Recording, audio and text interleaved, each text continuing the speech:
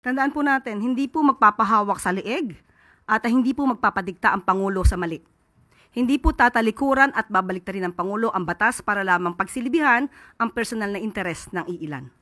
So, tandaan po natin, lagi pong sa batas ang Pangulo. Kaibigan o batas? Batas pa rin po ang pipiliin ng Pangulo. Ability and respect for institutions. So parang how does Malacanang respond to concern that reconciliation may come at the expense of accountability? Lalo na po, for example, nahaharap din si Vice President Duterte sa impeachment trial.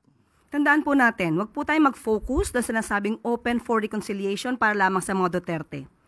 Maliwanag po ang sinabi ng Pangulo sa lahat ng tao na maaaring hindi kapareho ng kanyang paniniwala o ng prinsipyo o ng polisiya. Mas maganda kung lahat ng tao ay makakasundo niya para po sa taumbayan, para magkaroon na po ng tuloy-tuloy na pagtatrabaho para sa bansa. So wag nating isentro ang open for reconciliation sa mga Duterte.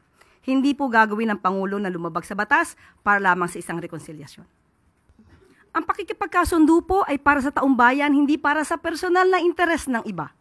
Alalahanin po natin, maliwanag, uulit-ulitin ko ang sinabi ng Pangulo, sa lahat ng tao, gusto niya pong makipagkasundo para magkaroon ng stability, magampanan ang dapat magampanan at hindi madiskaril ang trabaho ng gobyerno.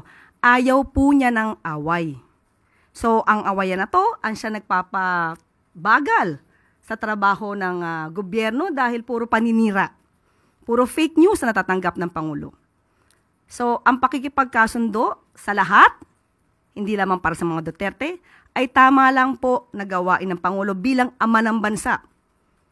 Magsasakripisyo na siya kahit siya na po yung sinisiraan, kahit siya na po yung binibigyan ng maling kwento at binibigyan at ginagawa ng peke na video. Yan po ang dapat na gawin talaga ng isang ama ng bansa. Salamat po.